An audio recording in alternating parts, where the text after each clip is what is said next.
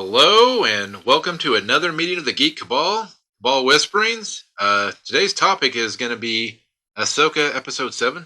Yes. Correct. This is Thursday. This is the Thursday after it came out. So it came out on Tuesday. Bob watched it on Tuesday. Me and Owen and Bob watched it. Well, he watched it again. We watched it the first time just now. Because I like to wait till my kids are here so we can actually bond and do stuff. Not just me ignoring them. Stuff like that.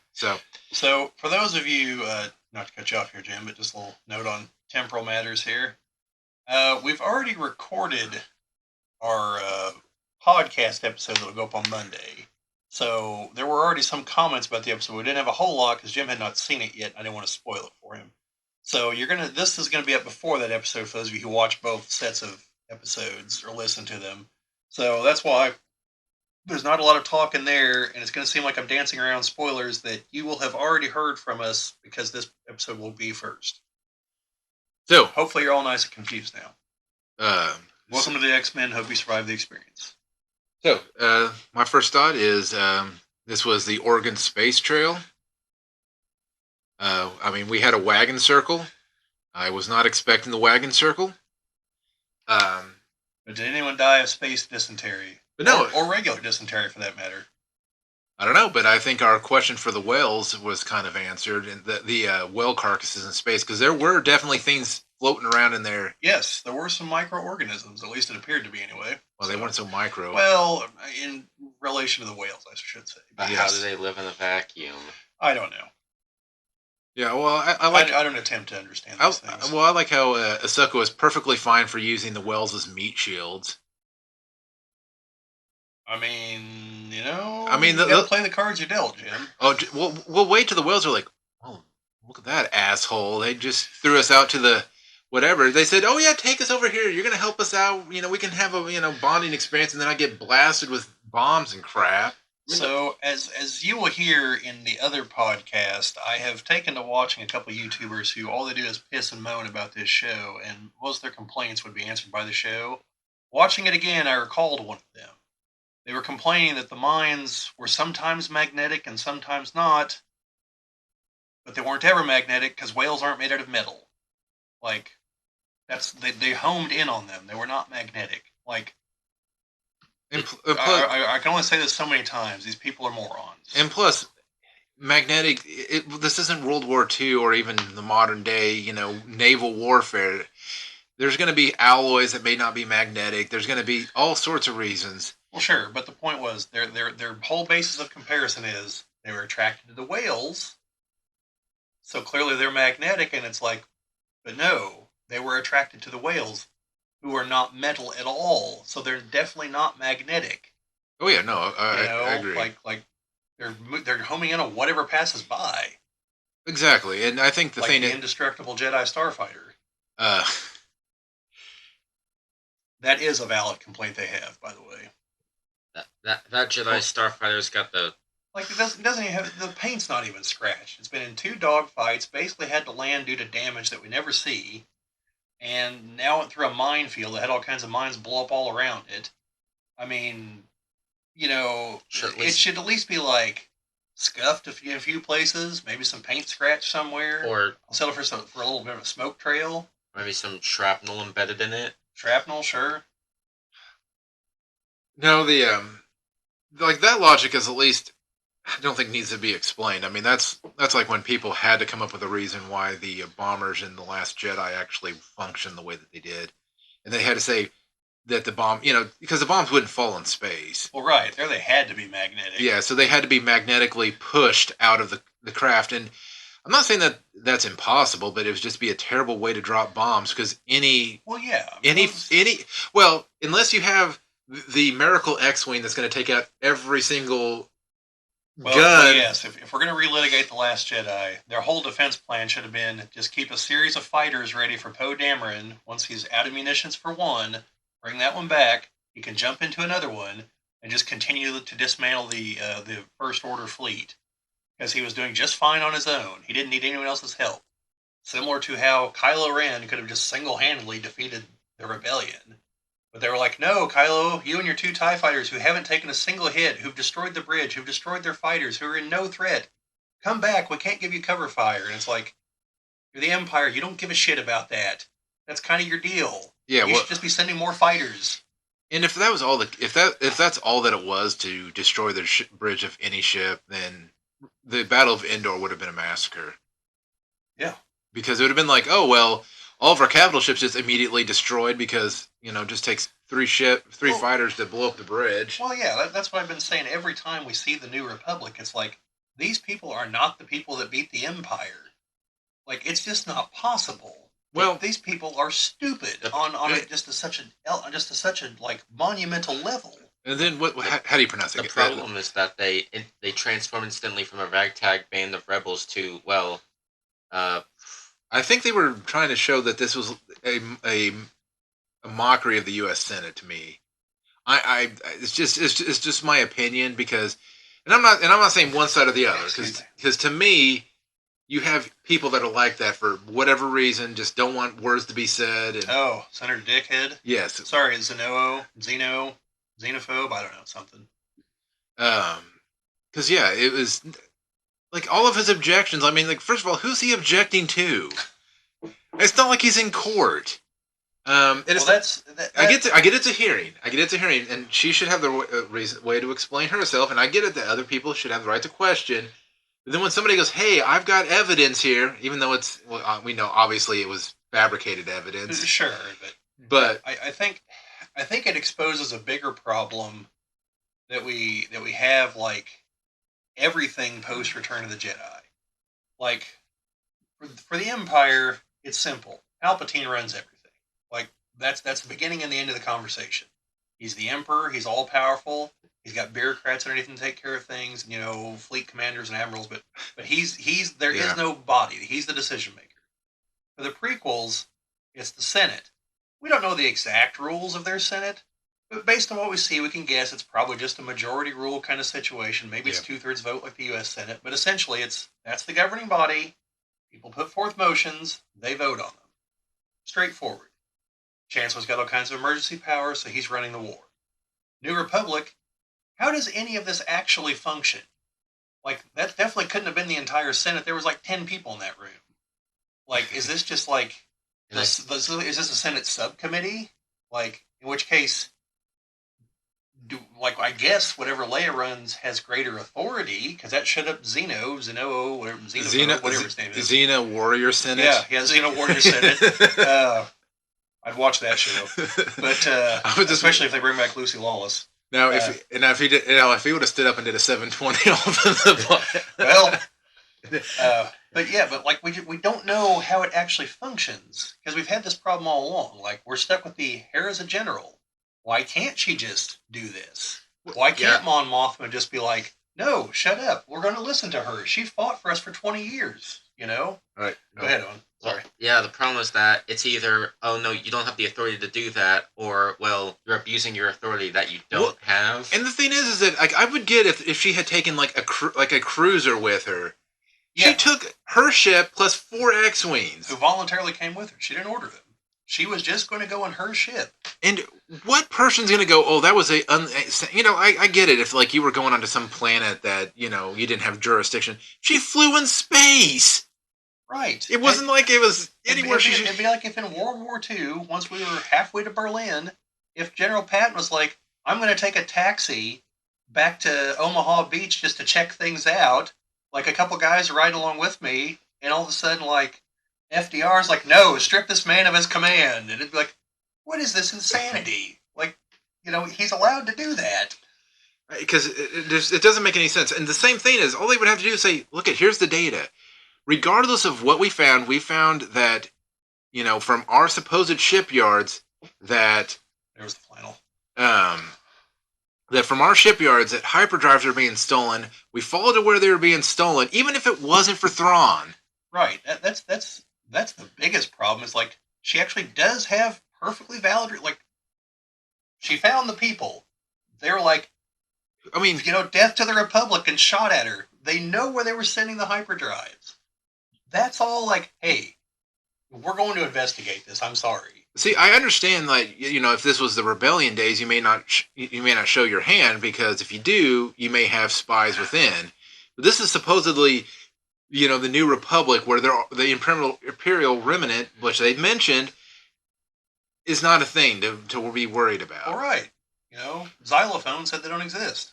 So when XR Coon, he's trying to XR Coon. Wow. I really hope that's I really hope that's where this is all going. Is XR Coon? That'd be awesome.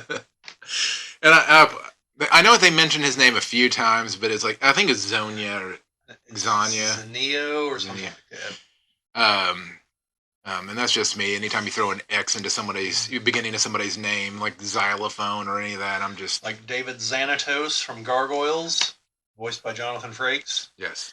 Well, Gargoyles is awesome. Gargoyles is awesome. It's just really stupid that that like Giorno would DiGiorno. It's not delivery. It's Giorno. DiGiorno. DiGiorno. He's just like, oh, those Imperial remnants. Maybe it's Princess Izor. Well, Seizor. I mean, you could say that they do pose somewhat of a threat, but he just doesn't care. Yeah, I mean, it's gonna be like the lamest plot twist in cinematic history, and I was like, oh, haha, I'm really one of the Imperials. It's like, no shit. Like, I figured that out the first time you showed up, jackass. So, well, and regardless, I mean, it doesn't matter if it's Thrawn. It doesn't matter if it's pirates that are stealing stuff. I mean, anything that's a threat to the Republic. Well, right, and that's. I mean, who steals hyperdrives that large? For anything. Oh yeah, these are from a super star destroyer. Oh yeah, sure, those are used all the all the time. I've got like one in my in my YT 1300. Yeah.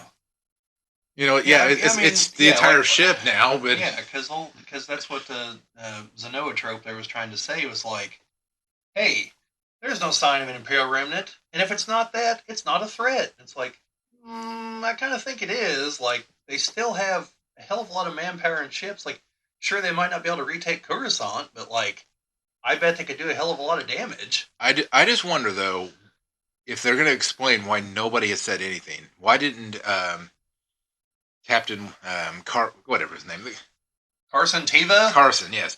Why the center of the universe? Yes, why didn't he say something like, hey, we did actually see something out here. Why aren't we telling these people this? And if like, here's our footage. Here's like the droid data that we got from Hu Yang and like, all this other stuff.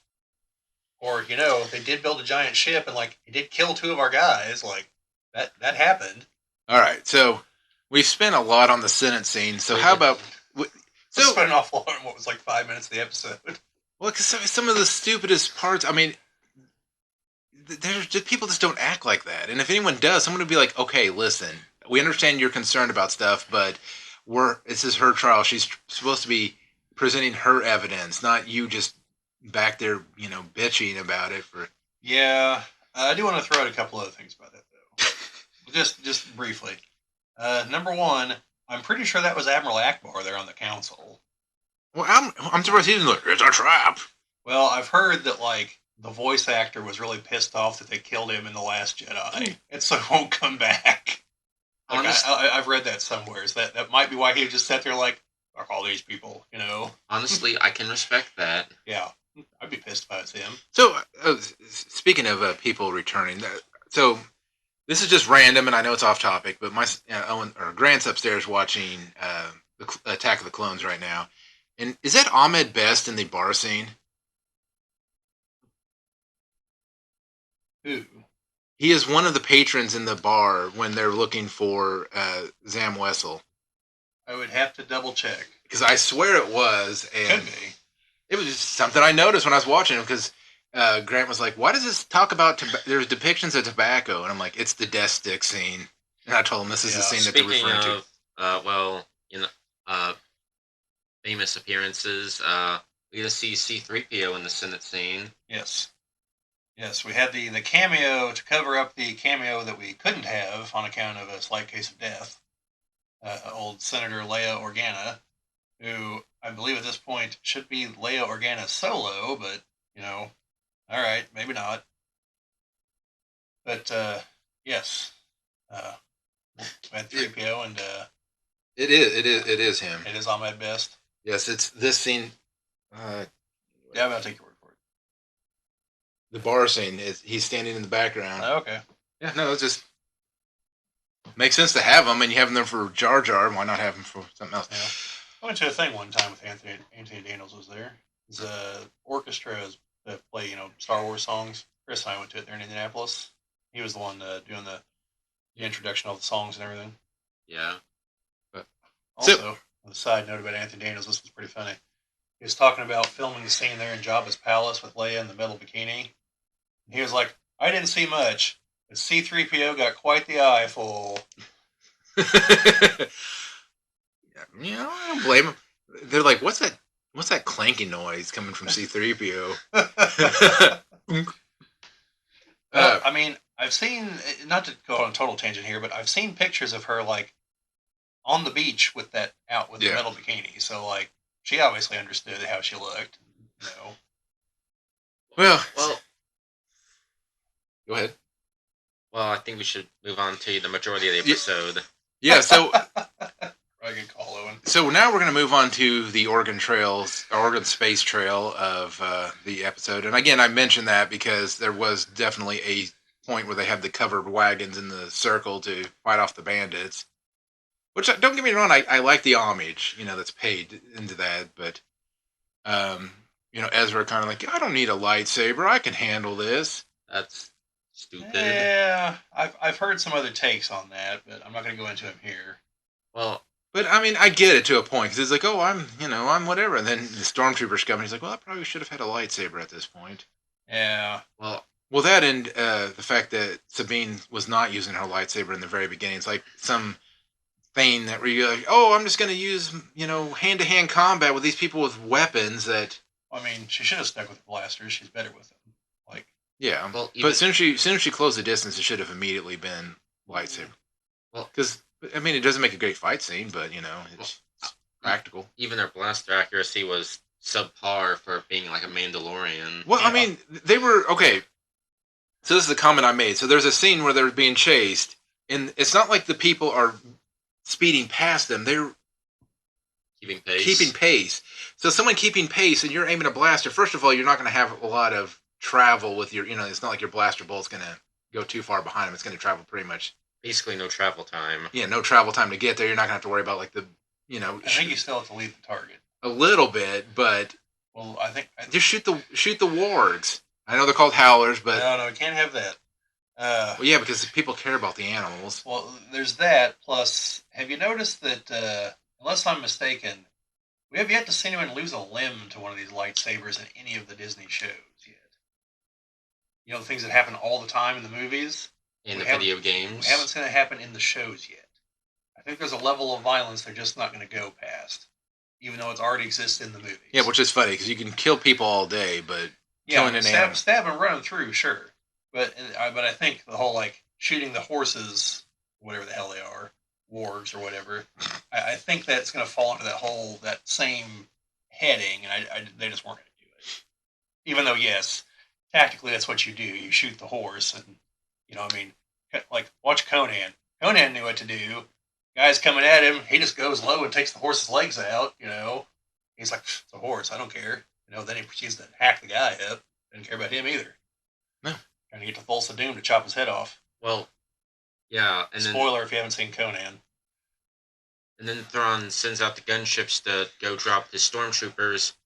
And I think one stupid thing I pointed out is that the gunships don't do anything, even though they're gunships. Well, that, and he had the tactical advantage. He should have just sent the TIE fighters.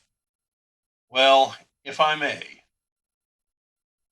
I don't know that he could send the TIE fighters, them loading everything up with them like the column up at the ship, essentially. True. But also, he probably not thinking this necessarily, but that he probably ended up saving the gunships and the TIE fighters by not using them that way. Because if he does use them that way, given everything else that's happened in the show thus far, you know damn good and well what's going to happen. They're going to get destroyed. Beam's going to be bounced right back at him, even though it's like much wider than the lightsaber. Oh, but they have the perfect solution to that. Orbital bombardment. Well, sure, there's that. I mean, like, the easy way, given that they've got to be fairly close, they're probably within line of sight of the Chimera. just turbo laser batteries. Or You can't deflect those. Well, even the big space ring. yeah, that's what I'm saying. That's what I was referring to as the big space ring. You just put that over top and orbital, because orbital bombardment is Thrawn's way of doing things. It's one of his tactics. I don't actually think he favors that. You don't? No, it's very wasteful. Because your goal typically is to capture things, and it's a lot easier if they're still in one piece. I don't think he wants to capture the Oregon Trail. I'm just saying, like, I don't think that's something he typically does. He's been forced to do it a few times. That's just not, to him, assuming he's anything like his book depiction, he'd consider that like using a cheat code. He's sitting there trying to figure out, like, how can I do this with like one stormtrooper? Like what's the one thing, like, what's the one bit of knowledge I need that I can just like use judo and take out Ahsoka even with her lightsabers or something? I don't know. Like that's the way his mind works. Sometimes though, because otherwise you'd favor the Death Star. Sometimes, like when I see these characters that are like that, though, where they make them, pretty much just everything they do has some sort of point and reason to it, to the point where it's like, haha, I've lost half my battalion, all according to plan, and you're like, well, yeah, because those guys were expendable. So I didn't see anything that actually showed that they were dead. No. Yeah, that was another thing I was really dying to bring up in the podcast, but we were all wildly wrong. They were definitely not zombies, or at least not like the kind that turn back into gas. Like, I suppose they could still be zombies in the armor, but like, no, like they talked. They were like, oh man, Joe just died. Yeah.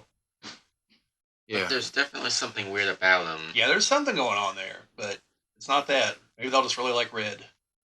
Well, that, and they could just like take the blood of their things and smear it, and then do the fin thing and have the blood smear on their mask. Only for like effect, and not like, oh god, war sucks. But more like, raw. Yes. Death to our enemies. Or skulls for the Skull Throne. Or film adaptation of Star Wars Death Troopers. That's what we need right there. I'm all for that. Well, it could have also been some sort of spell to keep all of his men in line, because all of his men probably were like, screw this guy, we're out here in space. And maybe. I mean, I want to set up my space farm out here on the Space Oregon Trail, So that does bring up, like, the other real problem we have here. Like, beyond this episode. This is the kind of episode that needs to be in, like, the middle of the series. Because we have one episode left. We have, presumably they have to get back to the other galaxy. Somehow they've got to get aboard the Chimera, I guess. Maybe, because they don't have a hyperdrive ring to do this. The whales have... But the whales left. There's a minefield. Like, they're stuck there, probably. Unless they find a way aboard the Chimera. Right. Which, if they do, they'll be giving up their indestructible fighters. That's a tactical bad idea. Unless they get their indestructible fighters aboard the Chimera. Well, there's that option. We have no idea what Thrawn's plan is. We have no idea what the Night Sisters' plan is. We have no idea what Baylan Skoll's plan is. We don't even know what Ahsoka's plan is. Well, I mean, we know nothing. We don't know a goddamn thing about the actual plot to this show with one episode left. Well, and the thing is that obviously the Night Sisters had some communication with Morgan, or the Night Mothers, or whatever they call them. Yeah. You think that when they're like, okay, the time is right, we're getting ready to head our way over there. Some sort of signal, just like, okay, they're going to be approaching. That all of this prep work that he was doing should have already been.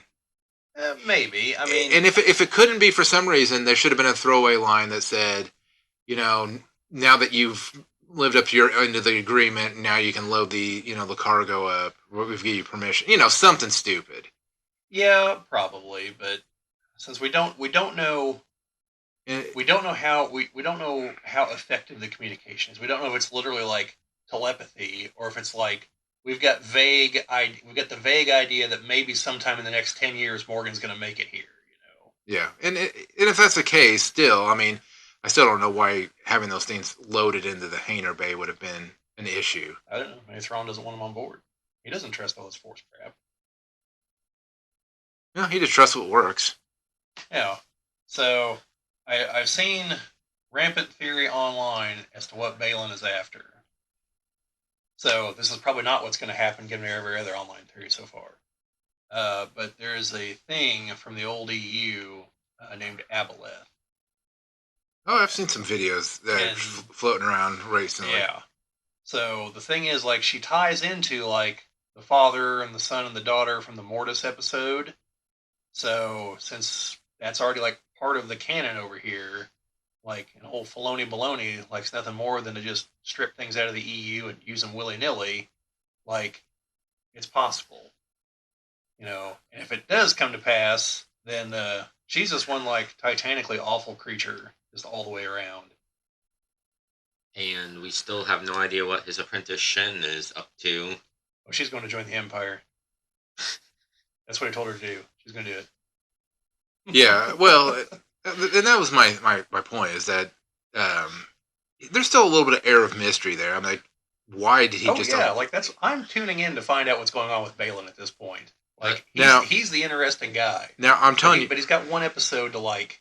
Because and you have get to on the stick, and you have to get Thrawn moving forward with everything. So you've got two people that need to have an arc in some sort because you got to figure out what, because otherwise, what's going to happen is they're going to jump to hyperspace in the last 5 minutes, like seeing season 2 and/or the movie. Both. No, because what'll happen is exactly what happened after The Force Awakens. So The Force Awakens, well, I think that probably the best of the sequel movies. It is the best of the sequel. I would have to grudgingly agree with that. And that's what I say. I'm just saying the best of the sequel. If you give me 3 piles of shit, it would be the best pile of shit. Hate to sidetrack here just for a moment, Jim, since you mentioned that. Right. You know, there's a Lego set from Jurassic Park with the Triceratops and the Jeep. Yes. They don't call it that, but there's a giant brown pile. Yeah. Yeah. Yes. On a Lego set I know of that has a big pile of shit in the middle of it. Oh, hey. Did you know they're making Lego Indiana Jones sets again? Yes. Yeah, those have been out at Target for like 3 months. Walmart's just taking forever to get them. The one thing that The Force Awakens did right, though, was it left this, like, this veil, you know, like, who is Snoke and who is this guy out there? Because I remember between that and The Last Jedi, The Last Jedi, sorry. The Last Jedi? Yeah, The Last Jedi, if I can keep the vomit down, was like, oh, we're going to learn who Snoke is and all the stuff that he does, and then it's like, no, he just dies. It was on us. Yeah. We didn't learn who he was till after he was dead. And even then, we're just like... We just know he's a clone, that's about it. A clone of what? Well, Palpatine, maybe? Well, supposedly Palpatine had Luke's severed hand and was making clones off of it. Yeah, I kind of hope he does, like we're dead, so that if they ever get around to making a 10, we can get Luke back. It's not a hopeless old man who's drinking, like, space whale titty milk there, or whatever that stuff was. But no, I mean... I'm fine if there's a second season, but it's you've got to leave it on a moment of either that the heroes are successful in some way, or that it looks like it's going to be hopeless for the New Republic in some way, where the New Republic fleet is decimated, and it's like, how are they ever going to come away from this? If it's just Thrawn is back in the galaxy again, and that's how it ends, and you have to see what terror he reigns. That's gonna be because every movie you have to have kind of like either that moment of triumph or the Empire Strikes Back, where it's like the rebels on the run kind of thing. Or Jim, I have a question for you. What? Did you see Ant-Man 3? I have not. Does it leave it on nothing? Yes. Oh, Jesus Christ! So it's like it leaves it on. Hey, we defeated Kang with Scott at the last moment, or did we? Like that's the note the movie ends on. And it's like, well, like, according to all visible evidence, you did. But you're right. He's a time traveler, and there's an infinite number of him. So, did you really? Well, the court system will defeat him. Well, Owen, you savage burn, Jim. Owen, you missed the... You missed the one last night. Good Lord. We're talking about something... Your table's still intact after that burn. We were talking about something about targeting people, and I was like, well, we can't all be Alec Baldwin. Yeah, well, I think, the series, it should... I want there to be some, some happy moments in the last episode, some triumph, but if it, Happiness just before the oblivion. I like it, Owen. yeah, that's what I was saying. Hopeless Thrawn's back. He's got people, and now he's ready to wreck shit up. Sorry for the language. I don't have to apologize to me. Your mom, you'll have to apologize to. And I'll tell your mom to watch this one. You're a good father, Jim. But yeah, that's a problem. Like, there's not going to be a satisfying conclusion to all this. Like, I hope they pick one of those and like, okay, we're in a hopeless situation. Let's at least satisfyingly resolve one of these plot lines. But yeah, but you realize if it's the other one, that means that they probably stop Thrawn from coming back or destroy Thrawn when he gets back. And that would be a terrible waste of Thrawn. I think I read someone postulated this, and I hope to God they're wrong. But here we go. Let's suppose Balin does find something like Aboleth, or maybe it is Aboleth, unleashes it. And then they're like, oh, this is hopeless. We all need to band together. They do so, and Thrawn's like, all right, I'll give you a ride back, because I'm a man of my word. Secretly knowing, like, I'm going to kill you later. I'm going to crush you like dust, because that's what you are. But for now, it's not going to hurt if I bring you back. So hop on board. Let's go. And then they run away, because they can't stop whatever the other thing is. Or they do stop the other thing, and Balin's whole plotline has been totally pointless. Which, given how Disney does things, is probably going to be that one. But, take the most interesting thing they have and just be like, fooled you suckers. Yeah, come back for season 2 of the Silver Surfer, the animated series. Yes. And if you don't know, look up season 2 of the Silver Surfer, the animated series from the 90s. Well, apparently, Balin's name, I think his last name, Skull, and I don't remember if it's Shin or Hati. I think it's Hati. Those are words from one of the Norse languages. And one of them essentially is the wolf that chases the sun, and the other is the wolf that chases the moon. Like, they do actually have reasonings behind their names. Now, this could just be Filoni's weird fascination with wolves, which is apparently scattered all over the shows. Is he a furry? Maybe, I don't know. And it's funny because the Night Sister planet kind of looks like Norway. Yeah. And so that could be a tip off to what's going to happen to them. Because Balin's is the one that chases the moon, so he's potentially going down the dark side path. And Shin may eventually take up Ahsoka on her offer and go down the light side path. I hope not, but, because we're going to lose Balin. Like, I hope we at least have one dark side force. Well, if this is like Knights of the Old Republic, we need to get all the party members we can have. Yeah, I mean, except that a lot of the party members are Force users. Knights of the Old Republic too. Yes, make them all Force users except for the droid. Probably a way to do that too. I just didn't figure it out. What? Was it like isn't it R5D4? I think the droid that Owen was going to buy, like, was a Force sensitive droid, like could see the future, so everything was going to play out, so it blew itself up, so it'd have to buy R2. Yeah. No, no, I'd rather have the one droid that was running a crime ring to. Goto? Yes. Yeah, Goto was awesome. I wish I knew how that all turned out. Well, I mean, in the series we have HK droids, so... Yeah, we do have those, with nuclear self-destructs. I haven't seen any more of those guys. I mean... the other thing is most that... effective use would just be to run somewhere and then blow themselves up. Yeah. Or set one of them to self-destruct, the others go chase after her while she's running away. Yeah, or just encircle your target, so they have no way to leave the blast radius. Just... surround. Yeah, we're close enough. We know she's there. All right, time to blow up. But I don't know. I mean, obviously, we're going to watch it to the end. Yeah, we are. I mean, I'm excited about it. I mean, again, it's not a bad-looking show. I mean, I think everything they do looks right. It doesn't... Yeah, despite my complaints, I do want to know how they tried to wrap this up in one episode. And I'm hoping we get some kind of conclusion for some things. Obviously, it's not going to happen for everything unless the episode's like 3 hours long, which is probably like 45 minutes, so... Would you watch a 3-hour finale episode? Yes. Yeah, me too. I mean, that's like the supposedly impossible things of like sitting down and watching all the Lord of the Rings movies back to back and the extended cut versions. It can be done. It's I mean, like, it's hope you got a rough. pause button. But It's rough, but no, it's awesome is what it is, Jim. I've said before, I watched 6 movies in the theater in one day before. Like, What were those movies?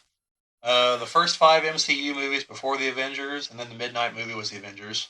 So it was Iron Man 1 and 2, the Hulk, Captain America, and Thor, and then the Avengers. we did something. Well, not that many, but it was like when we went to go watch the Superman. Was it the Rise of the Superman or whatever the animated one? Yeah, it's the Death and Return of Superman. It's both the movies put together as one movie. Yeah. Which is the way to watch that. Then I watched all 3 of the Christopher Nolan Batman movies in a row in a theater in IMAX. Nice. That's very nice. Especially the second movie that has all the Hong Kong scenes that were filmed just for IMAX. That's pretty cool. But yeah, by the way, watching them like that, like I was already like about 95% certain that Maria Cotillard's character. Have you watched them all? I've only watched Batman Begins. All right, well, Owen, how do you feel about spoilers for a movie from like 10 years ago? I don't care, honestly. All right, so whenever you do get around to watching them, pay attention to what Maria Cotillard's character says in the third movie. Because she has a line. I was already about 95% certain about who she really was, but she has a line like the first time you meet her, that if you watch the movie sequentially, it like right back to back, you'll be like, oh, hey, wait a minute. Someone else said that like 2 movies ago. Now I'm 100% certain on who she is. I probably guess who you're talking about. Go for it. Talia? Yes, she's Talia. Yeah. When you first meet her, she says something about bringing balance to the world or something, and I'm like, hey, wait a minute.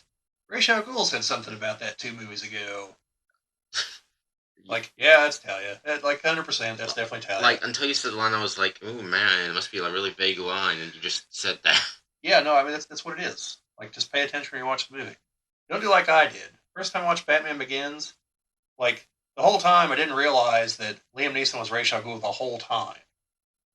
Like, I thought it was like Ken Watanabe, like it was like a title that they passed down or something, you know, because it can't be immortal because it's the movies. Yeah. I didn't realize that no, Ken Watanabe was a fake the whole time, you know. But you had that in the back of your mind. But it was like when I was watching it some other time, it was just on TV in the background, and I wasn't watching; I was just listening, and then it all clicked, and I was like, God, I'm an idiot. How did I not see that? You know, like when I was looking for that Lego piece that was in my left hand for an hour. But anyways, being a school night, we got to wrap things up here because I don't want to be the bad parent. I'm on the good parent side right now, so we got to keep it that way. So, and plus it's a single topic episode. We don't want to extend it out like we do our podcast where we ramble on for. Yeah. So if you've noticed, if you also watch the podcasts, we tend to talk about the Ahsoka episodes afterwards in a lot more detail, which we won't be doing this week because we've already filmed it before Jim had the chance to watch it. Which means episode 8. So podcast episode was 9. So podcast episode 10, you might be getting a double dose because we'll be talking about episode 7 and 8 in that one. Yeah. I believe. So yeah, because we'll probably talk about the whole entire season at that point. Yeah, which we might actually just do a separate episode, just our thoughts on the whole season, how it all panned out, and as separate from talking about episode 8. Because again, we film these during the week on school nights, so that'll probably be a later episode, or it'll be part of the bigger podcast. We'll have to see, because if at all possible, if Owen wants to, I'd like him to be in it too. So. Yeah, and I think we're probably going to do the same thing for the Loki series too, I would assume. Yeah, I'd like to. Yeah.